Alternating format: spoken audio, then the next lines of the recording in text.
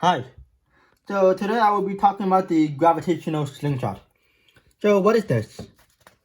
So basically, typically when they're introduced with complicated equations like with angular momentum and vectors and calculus, trigonometry, tedious derivations, but we don't need all that.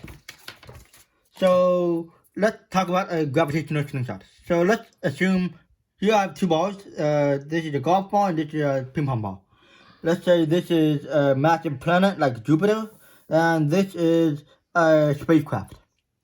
So let's assume at the beginning that this Jupiter is standing still. We're in the reference frame where Jupiter is standing still, and the spacecraft will approach Jupiter, and it will be attracted to it by the gravitational force between them. And so Jupiter will cause the spacecraft to change direction, to veer off in another direction. And by the conservation of momentum, Jupiter will gain a small speed to the right, but it will be negligible because its mass is extremely large. So basically that's what will happen, and it will come in with a speed and it will leave with the same speed. However, Jupiter is not staying still. Jupiter is moving around the sun very quickly. So now that Jupiter is moving, then it will, when Jupiter is standing still, it will leave with the same speed. But now Jupiter is moving, then it will leave with a faster speed. So this is kind of like, let's say this ball, a massive ball is standing still, and we have a light ball, we hit it, and it will rebound with the same speed as before. However, if this massive ball is moving towards us, then it will rebound much quickly. So this is kind of what happens. It's essentially a collision, but it moves much quickly.